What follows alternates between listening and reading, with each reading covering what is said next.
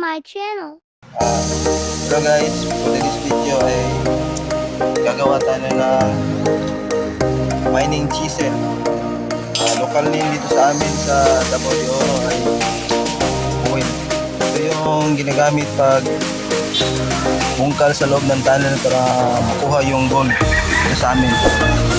See the whole process guys. Play. So guys, magsusukat tayo ng yung mga tamang sukat na ginagamit ng mga miners dito sa amin. 14 to 17 inches yung ginagamit nila dito, depende sa kagamitin nila o sukat. So yung ginagawa ko na yung standard is 14 inches.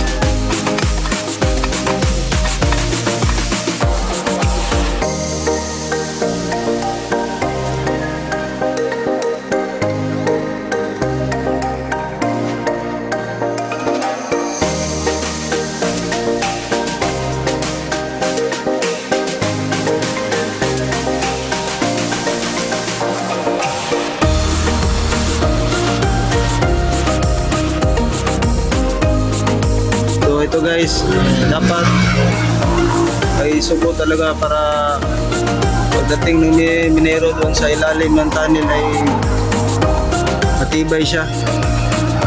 Kasi kawawa yung minero pagdating sa ilalim tapos walang subo, pabalik siya sa taas, eh malayo yun. Dapat may subo talaga. Hindi totoo yan. Bola lang yan. Guys, try natin sa simento.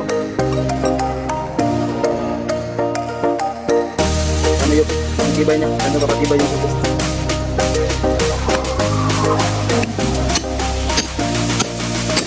Oh my God!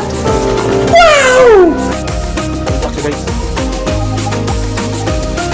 So guys, try namin sa solid na bato.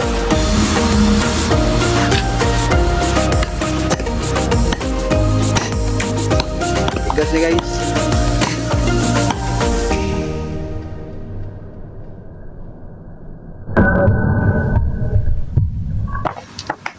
Wow! Sag. So okay pa rin yung tip niya guys. Ito yan guys. Solid yung mga bato na yan. Hindi totoo yan. Bola lang yan. Likas-likas. Thank you for watching. God bless.